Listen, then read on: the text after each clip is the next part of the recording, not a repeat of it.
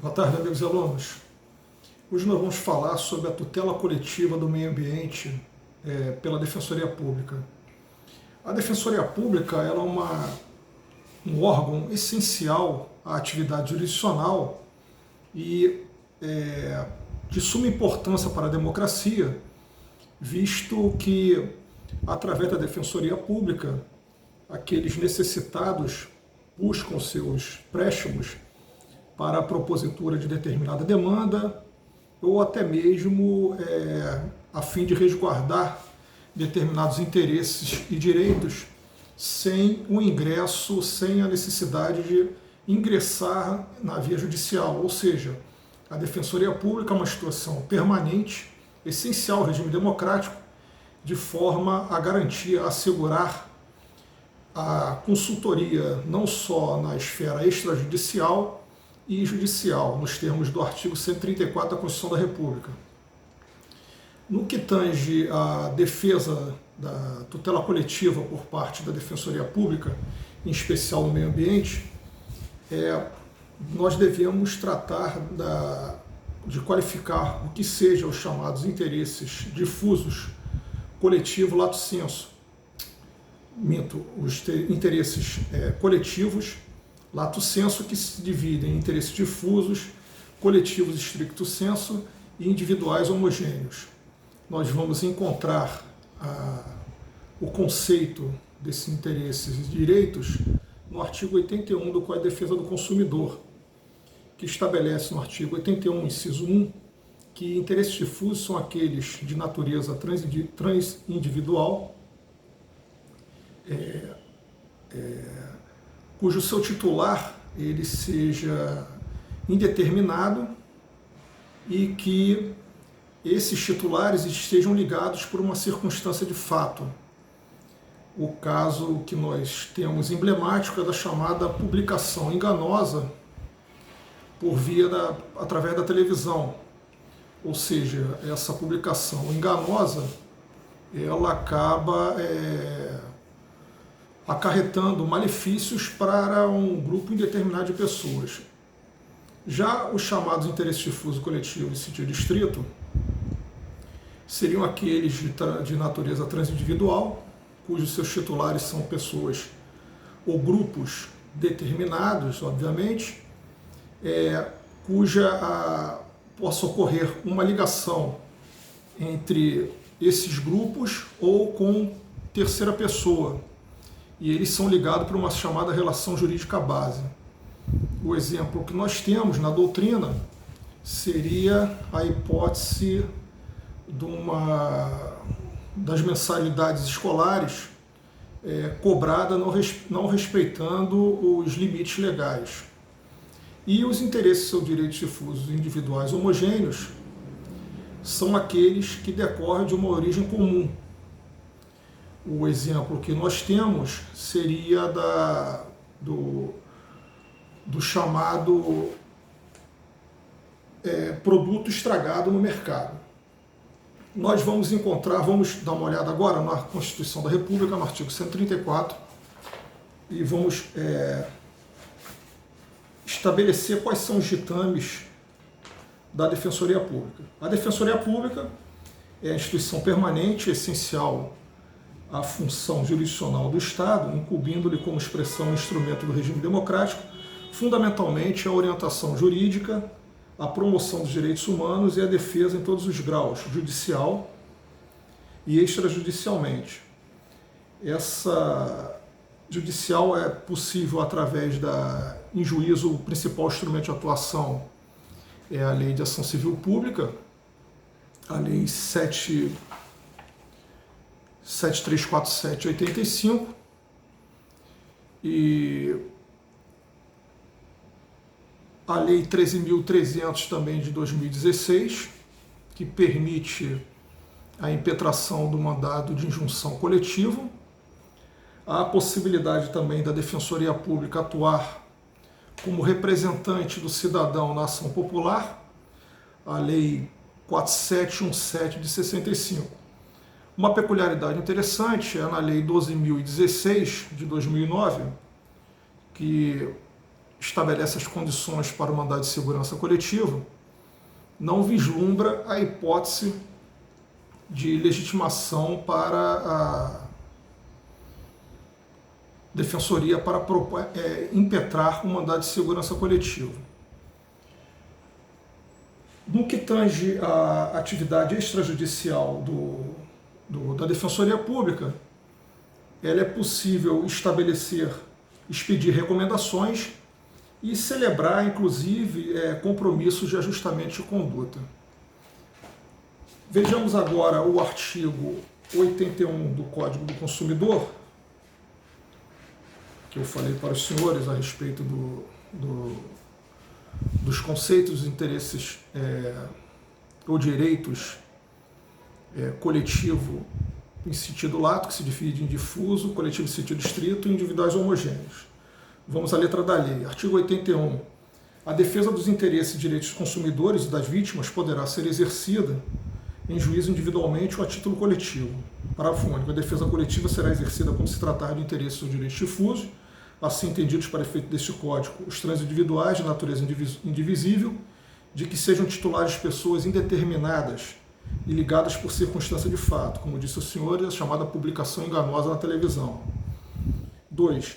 Interesses ou direitos coletivos, assim entendidos para efeito deste Código, a trânsitos individuais de natureza indivisível, de que seja titular grupo, categoria ou classe de pessoas ligadas entre si ou com a parte contrária por uma relação jurídica base, que eu falei para os senhores do reajuste abusivo das mensalidades escolares. E o 3, que seriam os interesses ou direitos individuais homogêneos, assim entendidos, os decorrentes de origem comum. Ou seja, um exemplo que nós temos é o chamado produto estragado no mercado. Então, senhores, especificamente quanto à tutela coletiva do meio ambiente pela Defensoria Pública,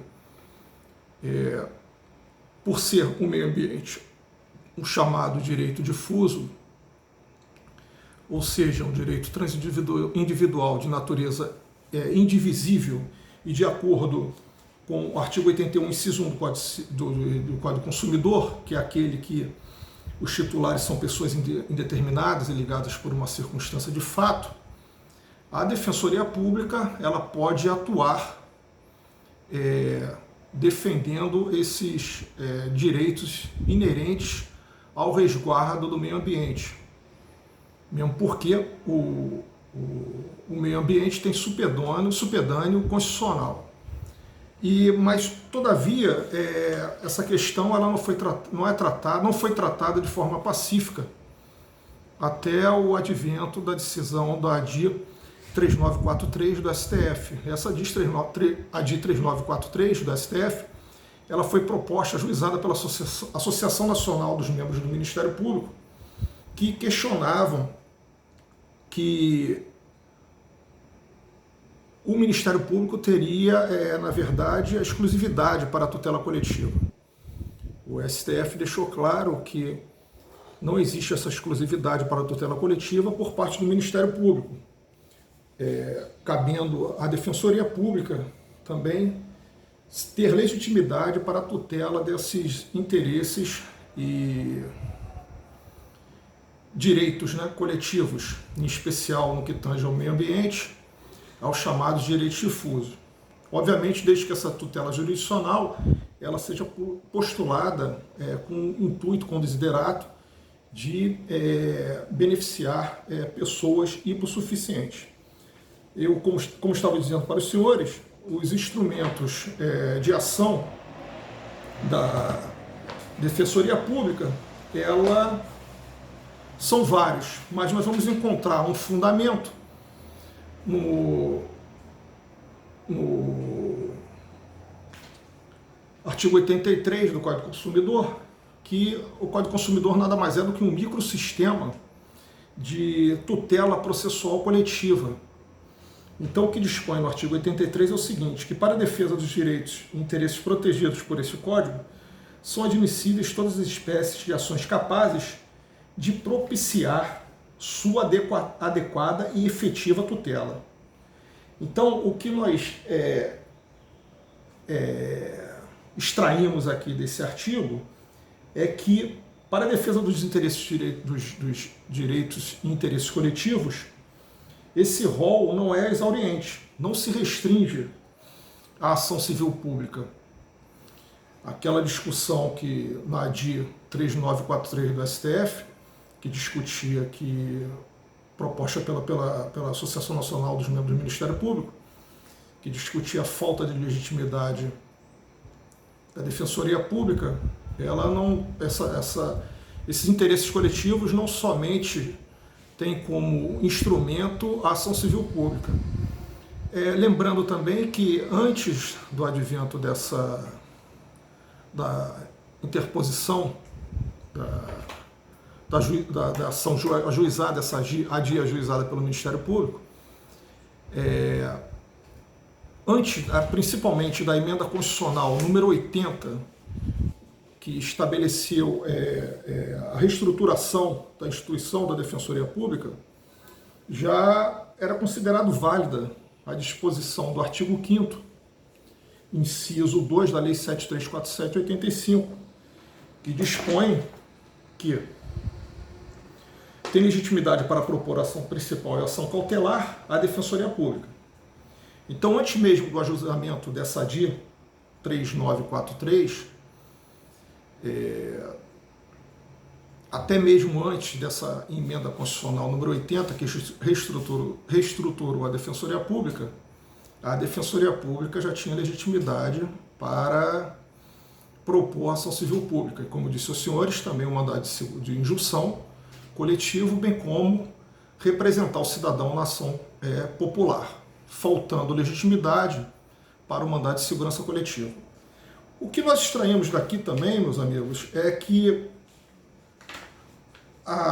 verificou-se, portanto, a ascendência do Código do Consumidor perante a defesa, Código de Defesa do Consumidor na tutela do meio ambiente, de forma que o meio ambiente e a defesa da proteção ao consumidor são chamados pela doutrina como direitos de terceira dimensão, inclusive com balizamento constitucional no artigo 5º, inciso 32, que estabelece que dispõe que o Estado promoverá na forma da lei a defesa do consumidor.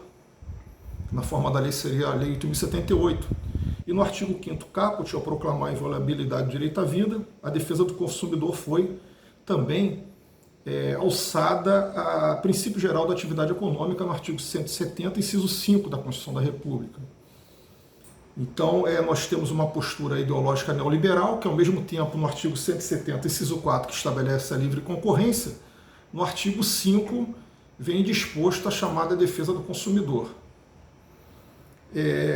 Lembrando também que o STF estabeleceu que, além dos mecanismos protetivos através das leis que nós falamos anteriormente, a Defensoria ela é chamada custos vulneráveis, que significa a guardiã dos vulneráveis, diferente do Ministério Público, que é custos legis, que é o fiscal ou guardião da ordem jurídica. Lembrando também aos senhores que o meio ambiente ele tem também ele é expresso no artigo 170, na atividade econômica, que estabelece que a ordem econômica, artigo 170, fundada na valorização do trabalho humano e na livre iniciativa, tem por fim assegurar a todos a existência digna, conforme os ditames da justiça social, observar os seguintes princípios. Inciso 6, defesa do meio ambiente, inclusive mediante tratamento diferenciado, conforme o impacto ambiental dos produtos e serviços e seus processos de elaboração e prestação. Então, o que nós concluímos, senhores, é que o meio ambiente como direito difuso resguarda, estabelece que a Defensoria Pública ela tem legitimidade para cuidar da tutela coletiva desses interesses e desses direitos, através da ação civil pública, da ação popular, como representando o cidadão, no mandado de injunção coletiva, e inclusive também como custos vulneráveis. Ok, senhores? Um forte abraço a todos e uma ótima quinta.